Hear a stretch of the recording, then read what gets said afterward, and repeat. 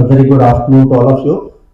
Chief guest of today's function, the national seminar, Shri Ishwar Singh Dohan ji, our beloved former secretary, Government of India, Shri Tarun Sridhar ji, who has just left, Subhash Chandra ji, the Director, Animal Husbandry Punjab,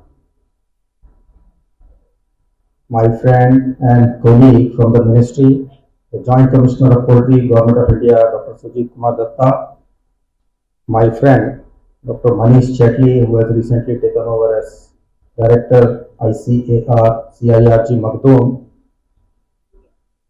Dr. Kamna, the Director, CPDO Chandigarh, Dr. Lipi, the Assistant Commissioner, Mr. Ricky Thapar, the Treasurer, Poultry Federation of India, other fellow colleagues from the Ministry and CPPTC, Dr. Ganeshan, Mr. Ghaffar, the government officials from Government of Punjab and Union Territory of Chandigarh. Indeed, it's a matter of great pleasure again to be here at Chandigarh. Planned it since long, but yes, जब तक कोई occasion बनता नहीं तो आना संभव नहीं हो पाता. It's a most apt occasion when we are deliberating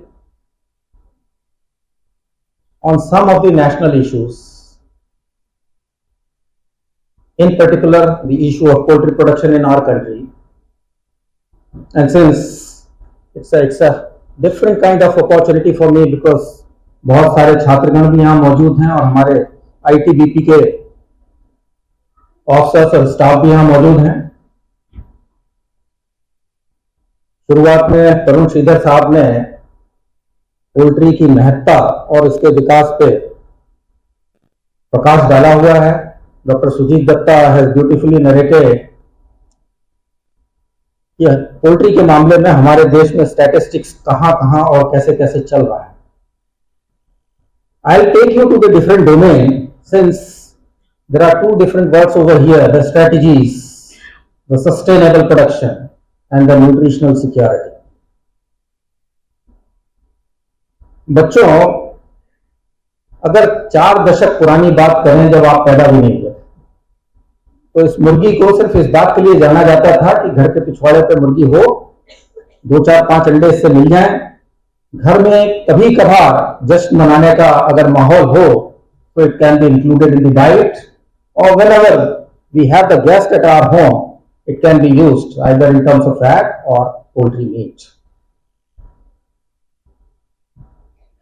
और जिस संस्थान के तत्वाधान में हम आज इस नेशनल सेमिनार को आयोजित कर रहे हैं, इसका भी कंसेप्चुअलाइजेशन उसी समय पर हुआ था और मुर्गी की उसी अवस्था को देख के हुआ था.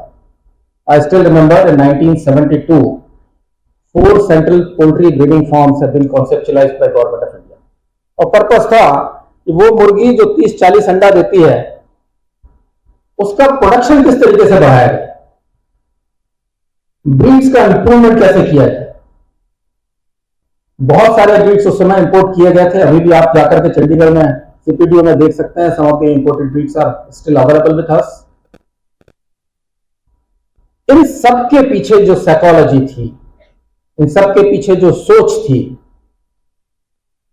वो सोच थी कि राष्ट्रीय पर्सपेक्टिव में, राष्ट्रीय परिप्रेक्ष्य में हम खासकर पशुपालन को, खासकर मुर्गी पालन को किस तरीके से एक दिशा देकर के उसकी दशा को बदले. आप सभी को यह जान के बहुत खुशी होगी और आप लोगों में से अधिकांश लोग परिचित हैं कि हमारे देश में विकास के क्रम में जो शुरुआत पहली पंचवर्षीय योजना से हुई थी, और सारी पंचवर्षीय योजनाओं का अगर हम अवलोकन करें तो इकलौता ये पशुपालन सेक्टर ही है. It is only the live stock sector which has never seen the negative growth, जिसने कभी भी ऋणात्मक वृद्धि दर को देखा ही नहीं. और आज भी अगर आप देखें तो माननीय प्रधानमंत्री जी टाइम एंड अगेन कहते रहते हैं और कहते भी हैं कि अगर किसानों की आय को दुगना करना है तो उसके लिए पशुपालन एक महत्वपूर्ण विकल्प है। पुराने समय में देखिए, जो पशुपालन है वो हमारे कृषि आजीविका का एक अभिन्न अंग होता था। आप कभी सोच नहीं सकते थे कि जानवरों को हम अलग रखेंगे। घर में गाय होती थी, दूध देती थी, बछड़ा पैदा होता था, बैलों का काम खेतों को जोतना होता था, पिछवाड़े पे मुर्गी होती थी, कुछ बकरियां होती थी, और ये एक इंटीग्रेटेड सिस्टम में हम लोग काम करते थे, क्योंकि उस समय इस तरीके के ऑर्गेनाइज मार्केट नहीं होते थे जैसे अब है। इस तरीके के यातायात के साधन सुलभ नहीं थे। तो उस समय का जो प्रोडक्शन सिस्टम था और उस समय का जो डिस्ट्रीब्यूशन सिस्टम था, उन सारी चीजों को देखते हुए धीरे धीरे जब हम विकास के पथ पर अग्रसर हुए तो हमें वो दिखाई दिया जो अब दिखता है।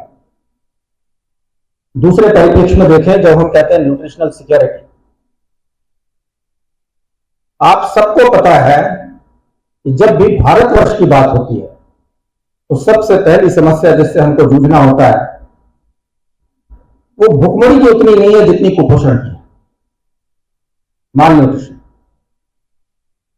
हर साल लगभग 5 करोड़ बच्चे हमारे यहां कुपोषित रह जाते हैं।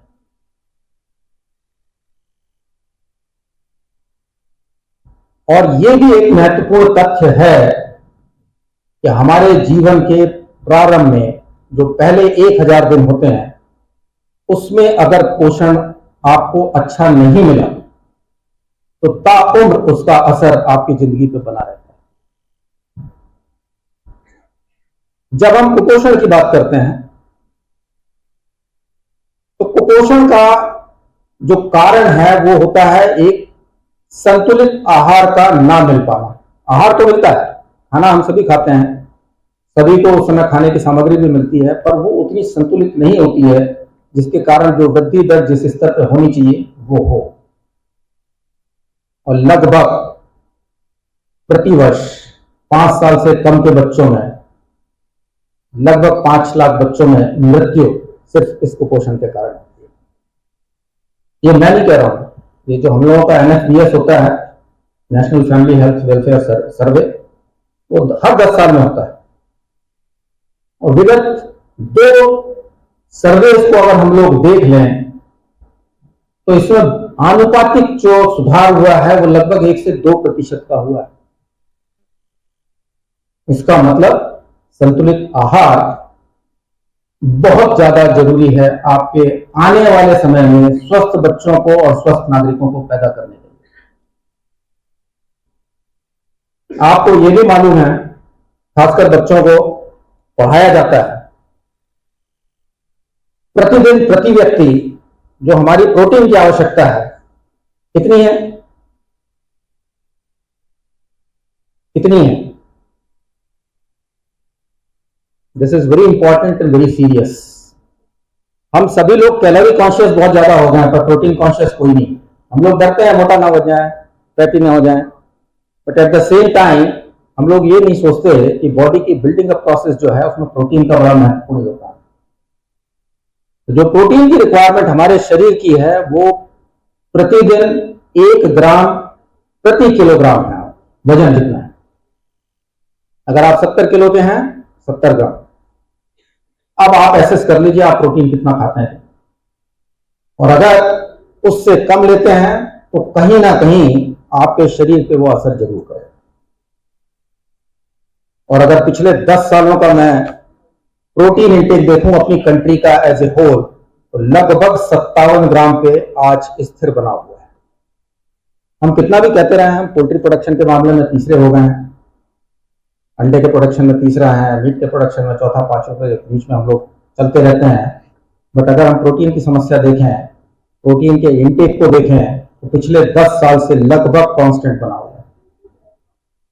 ऑन कॉन्ट्रेरी हम ये भी कहते हैं कि हमारे यहाँ के जो युवावस्था में और बच्चों और युवावस्था के बीच की स्थिति है, लगभग 15 से 27 साल के लोग, उसमें 70% लोग नॉन वेजिटेरियन हो चुके हैं।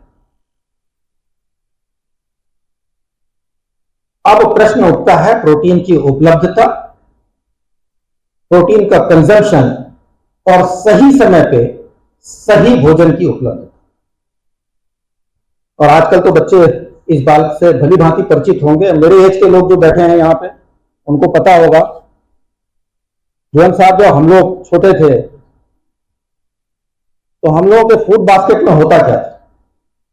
रोटी, चपाती, दाल, सब्जी और कभी कभार मिठाई या कुछ चीज अगर आपको मिल जाए।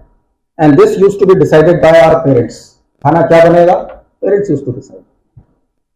Now our food basket is very big.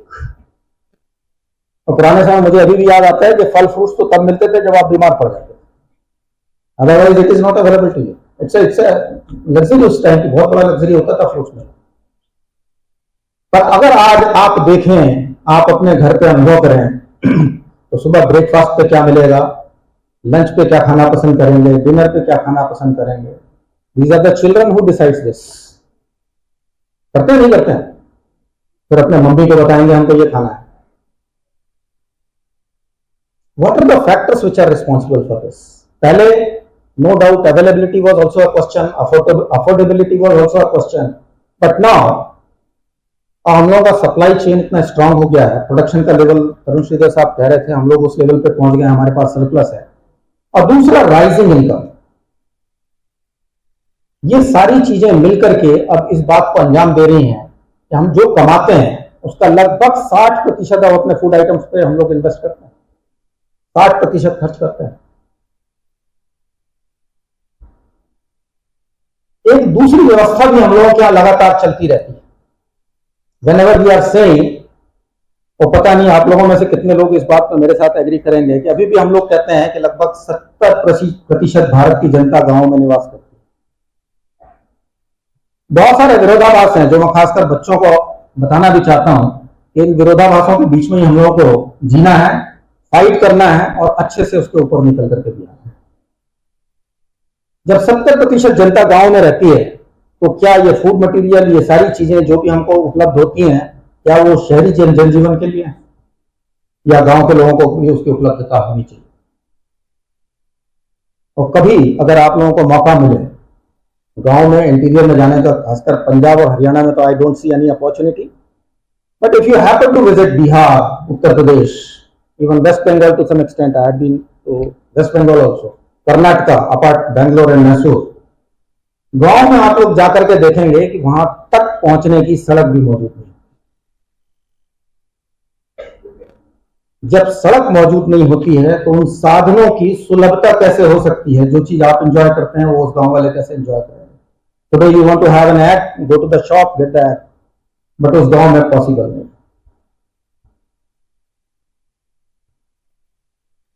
We need to have the alternate arrangements for it. जब हम कहते हैं strategies for sustainable development, तो sustainable development is for all, not for 30% or not for those 70%. It is for all. So we need to take a balanced strategies. And already तरुण श्रीधर साहब ने सुबह बताया आपको कि जो मुर्गी पालन हमारा देश में होता है, जो पोल्ट्री प्रोडक्शन होता है, वो संगठित क्षेत्र हो चुका है, ऑर्गेनाइज सेक्टर हो चुका है। Almost 80% is organized, 20% is still unorganized. So when we are addressing 70% of the population of country, we are talking about those 20% unorganized sector that makes them available the egg and meat.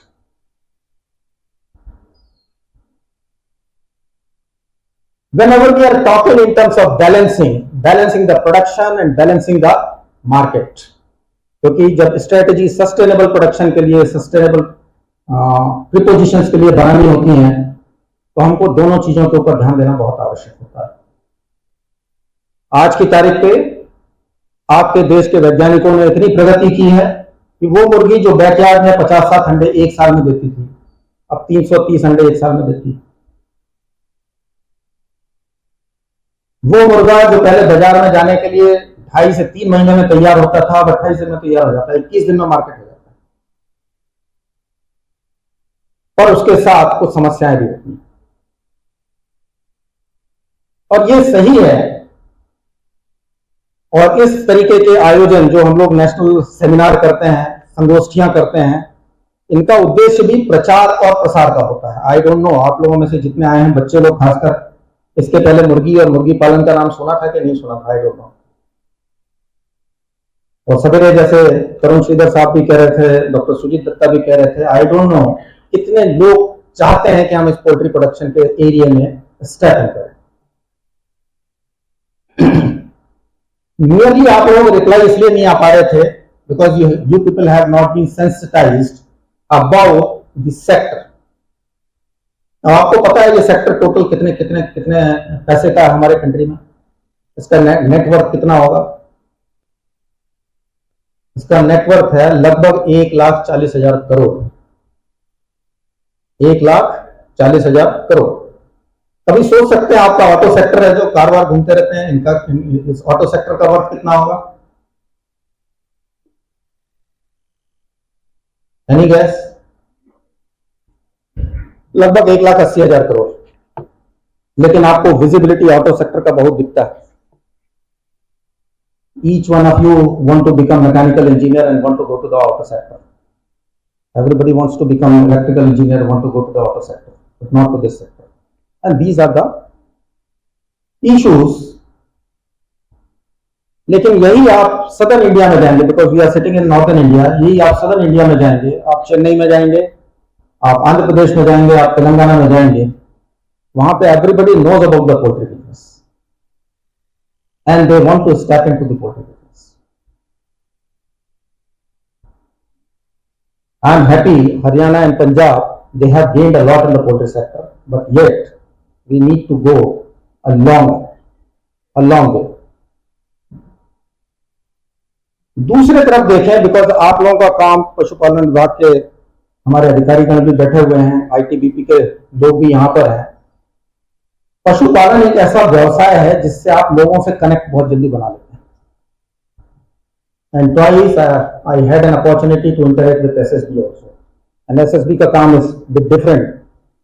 उनका थोड़ा सा intelligence का काम ज्यादा होता था, तो गांव में रहना, गांव के लोगों के बीच में घुलना मिलना, इंफॉर्मेशन रिट्रीव करना, जाना आना, उसमें पशुपालन और खासकर मुर्गी पालन जो है बाउंड्रीड एरियाज में बहुत ज्यादा सहायक सिद्ध होता था।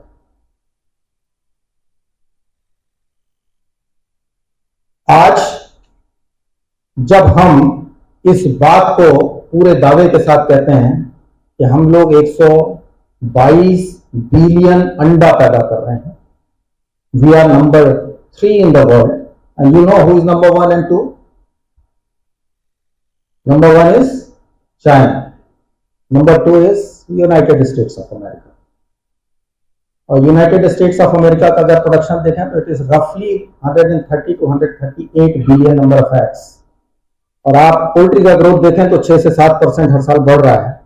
सो मे बी अगली मीटिंग में जब हम लोग मिले, we could be able to say we are number 2। The growth is like that and it is sustainable. जब हम इतने बड़े प्रोडक्शन सिस्टम की बात करते हैं, तो जैसा तरुण श्रीधर साहब ने कहा कि हम लोगों का इंटरनेशनल मार्केट में जो शेयर है बहुत कम है। मैं उसको क्वांटिफाई करके आपको बता देता हूं। लगभग जो विश्व में मुर्गी और अंडा पैदा होता है उसका 10% इंटरनेशनल चैनल में एंटर होता है, ट्रेड में जो भी पैदा होता है। और भारत में जो टोटल प्रोडक्शन है उसका लगभग 3 से 3.5% ही इंटरनेशनल ट्रेड में एंटर होता है। तो again huge demand is there in the future. दूसरे तरफ देखें तो गांव में जो पशुपालन और मुर्गी पालन का धंधा है मोस्टली महिलाओं के हाथ में। तो जब हम महिला सशक्तिकरण की बात करें, automatically when you are going with it, already you are empowering the women. और गांव के लिए तो मैं कहता हूं मुर्गी एटीएम का काम करती है। ATM is any time money. जब घर में महिला को लगता है कि पैसा नहीं मिल रहा है, कुछ पैसों की आवश्यकता है, मुर्गी को ले जाकर के बाजार में बेच देती है। 100-200 रुपए, 250 रुपए, किसी की तबीयत खराब हो गया, दवाई लेना है, घर का सामान लेना है, दैट इज अवेलेबल। जब घर में थोड़ा त्योहार मनाना है, मुर्गी इज अवेलेबल, अंडा इज अवेलेबल। चीजों को एक्सचेंज करना है, मुर्गी इज अवेलेबल, अंडा इज अवेलेबल। तो एक तरफ ये मुर्गी जो गांव के परिदृश्य में एटीएम का काम करती है, वहीं दूसरी तरफ अगर देखें तो जो कमर्शियल सेक्टर है उसमें ये कामधेनु का काम करती है। कामधेनु आप लोगों को पता है क्या होता है? क्या होता है? What is Kamdhenu? यस, जो आपका विश हो कामधेनु के सामने रखिए, वो इच्छा पूरी करेगी आपकी। ये मुर्गी भी कामधेनु का रूप है। I have seen the persons from Punjab and Haryana every time meeting me, always with a new BMW car. They are having hatcheries. They are having their commercial operations in the poultry.